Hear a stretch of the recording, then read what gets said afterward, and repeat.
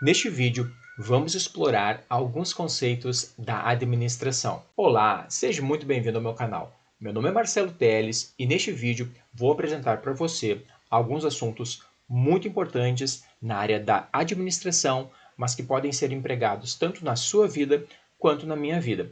Eles são difundidos na área de administração e gestão de pessoas. Por isso mesmo, são muito importantes para a gente colocar em prática no nosso dia a dia. O conceito que a gente vai discutir hoje é definido, pela sigla SHA. Muito difundido há bastante tempo na área da administração, ele engloba três conceitos-chave e também um último conceito, que é o conceito do caráter. Primeiro, então, vamos explorar esses três conceitos e aí, por fim, a gente conclui e fala um pouco sobre o caráter. O primeiro conceito é o conhecimento. É muito importante que a gente tenha conhecimento sobre as ferramentas e recursos que a gente tem à nossa disposição. O primeiro passo, então, é a gente tomar conhecimento das técnicas corretas de utilizar, dos conceitos a serem empregados em cada situação e aprender, então, como a gente faz na escola, A gente vai na escola para aprender as coisas. Resumindo, então, implica em a gente saber usar as ferramentas. O segundo conceito, depois do conhecimento, depois de saber usar as coisas, é importante que a gente saiba quando utilizar cada coisa, qual coisa é melhor em cada situação e como utilizar cada uma das coisas, cada uma das ferramentas. Então a gente tem que saber avaliar cada situação que a gente está. Então não adianta a gente só aprender uma coisa, por exemplo, aprender a utilizar o martelo e quando estiver diante de um parafuso, querer utilizar o martelo. É importante que a gente saiba que, olha, o parafuso ele é melhor utilizado com uma chave de fenda, ou com uma chave Phillips, dependendo do parafuso. Então, cada situação vai demandar a ferramenta mais adequada para aquele tipo de caso. E depois, então, do conhecimento e da habilidade, vem o conceito da atitude.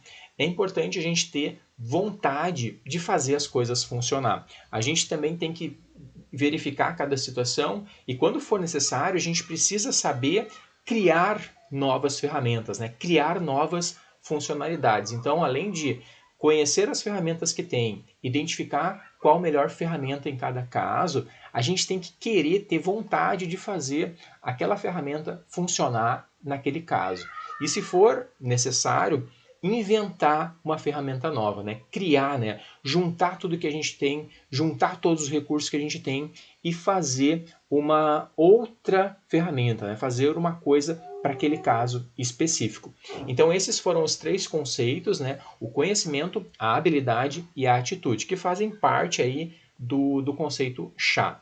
Eu estudei esses três termos aí e em algumas fontes eles falam um outro conceito, Por fim, eles falam no caráter. O caráter é aquele conceito que diz que você deve querer o bem de todos, Não sabotar nenhuma ferramenta, não sabotar nenhuma pessoa, não prejudicar ninguém. Então, fazer com que tudo funcione da melhor forma possível. Isso levando em consideração as pessoas, os recursos, tudo em harmonia. Então, o caráter é como se fosse aquele conceito final que a gente deve sempre ter na nossa mente assim, o resultado final, o bem de todo mundo, todo mundo satisfeito. Então, esses quatro conceitos aí, eles estão muito ligados, eu até deixei anotado aqui, esses quatro conceitos iniciais aí, eles estão muito ligados com duas obras que eu li recentemente e provavelmente vão aparecer em outras obras também, que é a obra Os Sete Hábitos das Pessoas Altamente Eficazes e A Lei do Triunfo. Além da Lei do Triunfo, você pode considerar também o livro As 16 Leis do Sucesso. Os dois livros são do mesmo autor. As 16 Leis do Sucesso é uma obra mais atualizada, mas vem a ser uma obra, da obra do mesmo autor, do Napoleão Hill, que ele definiu, então, 16 Leis do Sucesso. Eu vou primeiro fazer uma revisão aqui dos 7 hábitos das pessoas altamente eficazes. O primeiro hábito que ele fala no livro, até tem um livro aqui, esse livro aqui. Esse aqui é um livro que foi feito lá em 1970 e poucos, um livro bastante antigo, já se a gente for considerar a época que a gente está agora. mas os conceitos discutidos lá, eles ainda se aplicam hoje. Então eu vou falar esses 7 conceitos agora para a gente dar uma refletida sobre eles. Então o primeiro conceito, né, o primeiro hábito das pessoas altamente eficazes é: seja proativo.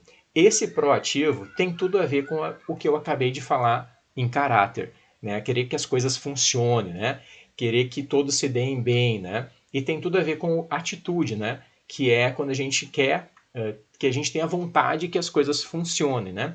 Então, o proativo, ele é um conceito que vai ser discutido em várias obras, né? O segundo hábito é: tenha um objetivo em mente, né? Que a gente deve ter um objetivo claro e fazer com que esse objetivo seja alcançado, né? Fazer com que esse objetivo um dia seja alcançado. O terceiro hábito: priorizar e fazer primeiro o mais importante. Em alguns lugares a gente até vê, faz o que é mais fácil primeiro, né? Faz o que tu termina antes por primeiro. Mas esse aqui de fazer o mais importante primeiro está relacionado com a gente se satisfazer. Então, quando a gente faz aquilo que é mais importante, geralmente a gente sente uma satisfação maior e, consequentemente, a gente fica mais motivado para fazer as outras coisas menores. Então, é isso que ele quer dizer com priorizar e fazer primeiro o mais importante, porque geralmente quando tu faz uma coisa importante, tu fica satisfeito, tu fica motivado, tu fica energizado para fazer as outras coisas que são mais simples, ou que são mais trabalhosas, ou que são mais numerosas, no caso, né? O quarto hábito: pensar sempre no ganha-ganha.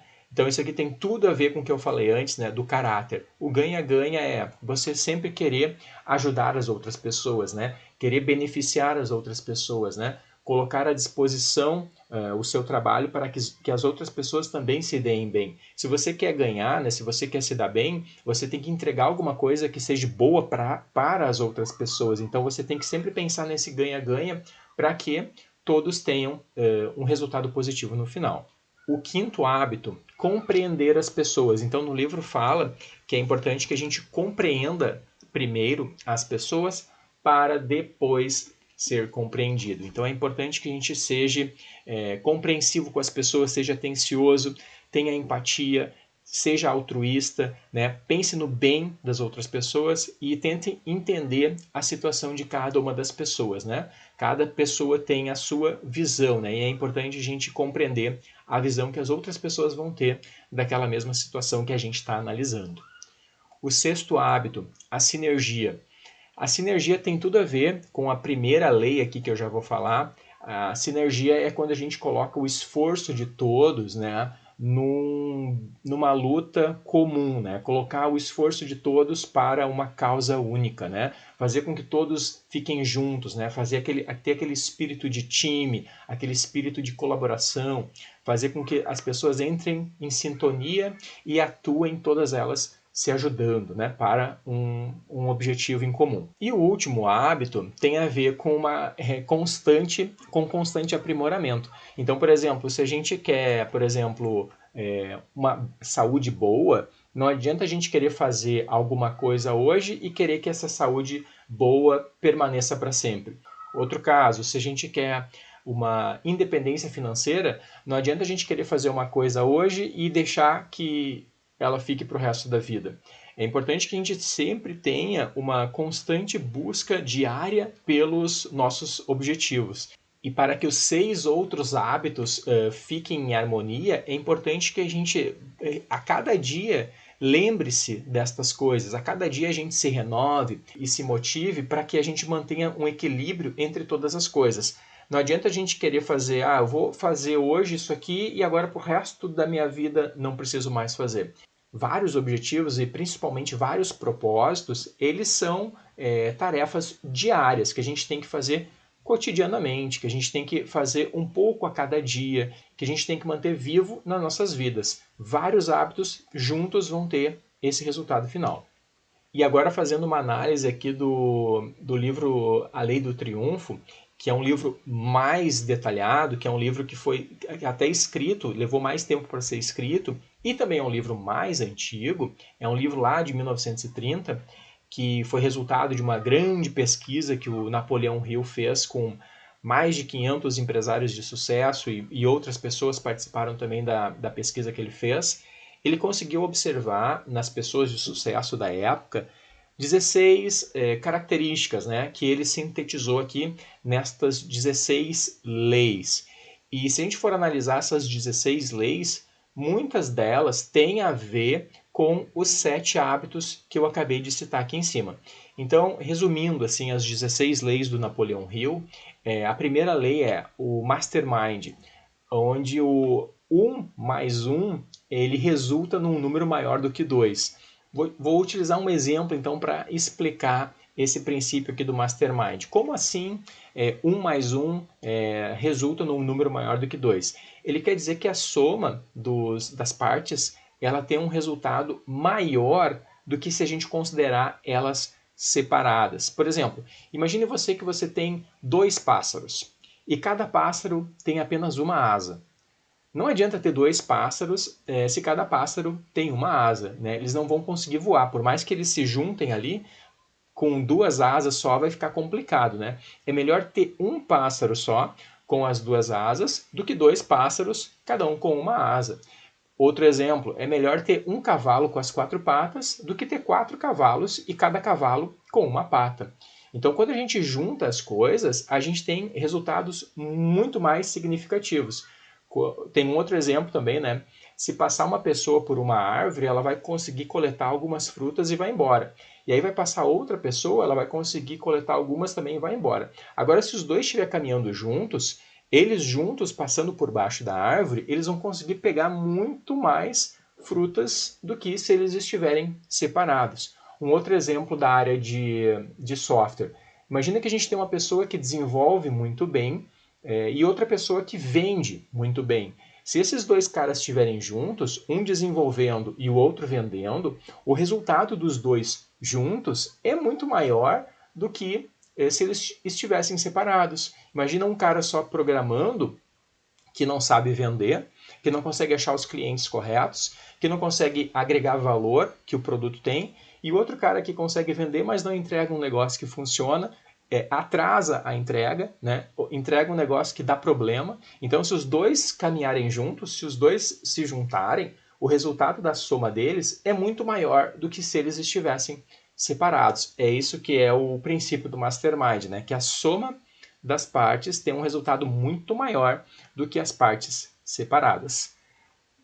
A segunda lei é saber exatamente o que quer.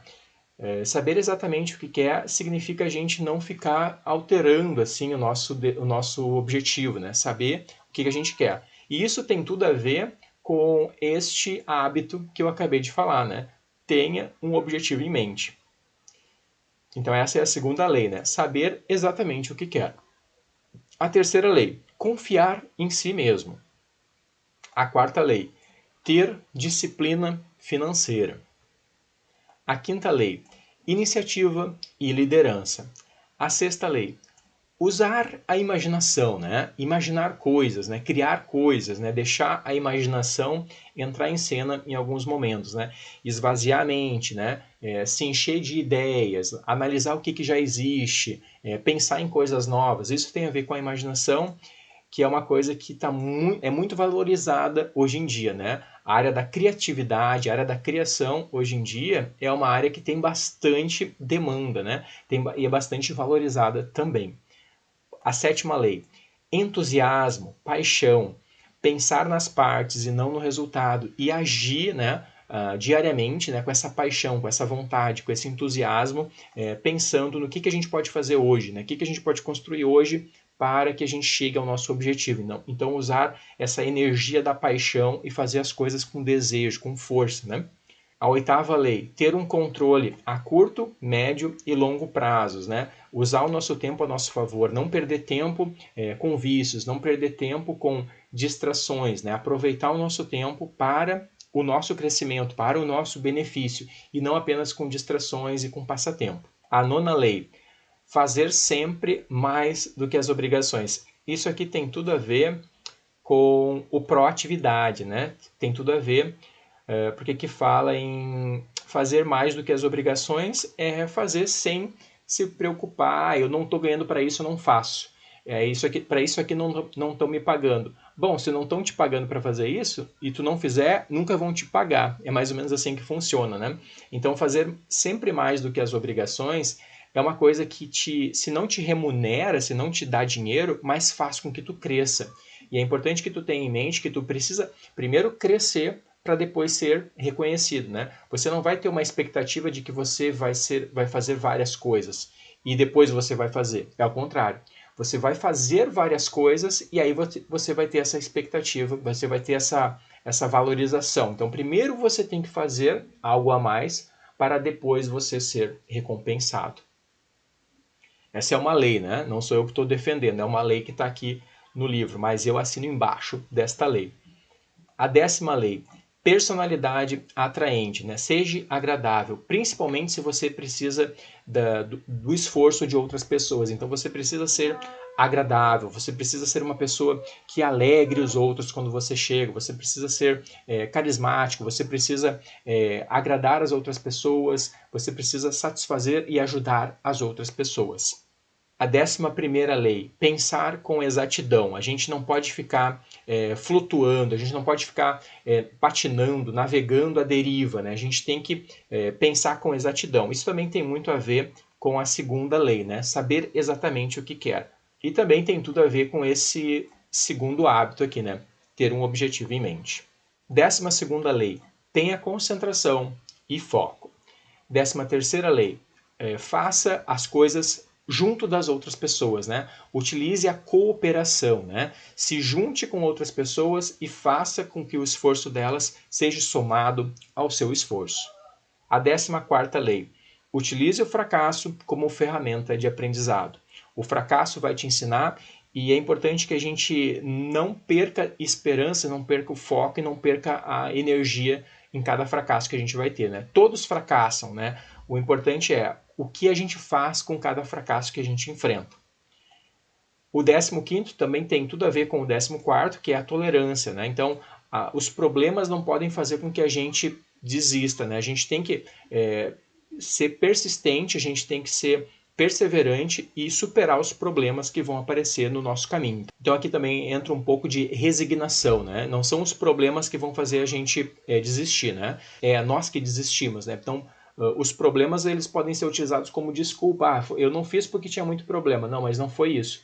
Você não fez porque você desistiu. Você não foi perseverante. Você não foi tolerante aos problemas. Você desistiu. E por fim, a regra de ouro, que é empatia, aqui um pouco de empatia, né? Fazer com os outros aquilo que gostaria que fizessem com você. Então isso aqui também tem tudo a ver com este aqui do caráter, que foi um dos primeiros 4 conceitos que eu falei aqui do chá. Para finalizar, eu vou só sintetizar aqui aqueles que eu consegui relacionar. Então, por exemplo, o primeiro hábito das pessoas altamente eficazes é seja proativo. O ser proativo tem tudo a ver com a 9ª e a 7ª lei. A 9ª lei é fazer sempre mais do que as obrigações. E a 7ª, agir com entusiasmo, agir com paixão. Então, tem tudo a ver, né? O ser proativo tem tudo a ver com fazer sempre mais que a obrigação e utilizar o entusiasmo e a paixão. O ter um objetivo em mente, né? O hábito de ter um objetivo em mente tem tudo a ver com o 2, que é saber exatamente o que quer, com o 8, que é o controle a curto, médio e longo prazo, e com o 11, que é pensar com exatidão. E já o priorizar e fazer primeiro o mais importante tem a ver com o 12 aqui, né? Concentração e foco. E o pensar sempre no ganha-ganha tem a ver com a cooperação, né? Que a gente vai juntar esforços aqui, né? Acho que também tem a ver com o 16 aqui, né? E o compreender as pessoas, esse sim tem a ver com o 16 e tem a ver com o 10 aqui, que é uma personalidade atraente, né? Uma pessoa agradável, ser uma pessoa agradável. E o hábito aqui da sinergia tem a ver com o 1, que tem tudo a ver, né, com o princípio do mastermind, que é a junção dos esforços, ele vai ter um resultado maior que as partes separadas. E também o 6 aqui, que é o poder da imaginação. E por fim, este aqui, ó, o se renove sempre, tem tudo a ver com o 3, 4 e 5, que é o confiar em si mesmo, ter disciplina financeira, iniciativa e liderança, que são coisas que a gente deve fazer diariamente, né? Deve praticar, deve se renovar, deve se reciclar, para que a gente mantenha vivas estas coisas. Então estes foram os conceitos da sigla SHA relacionados com estas duas obras, Os 7 Hábitos das Pessoas Altamente Eficazes e As 16 Leis do Sucesso. Muito obrigado por assistir esse vídeo, até o próximo!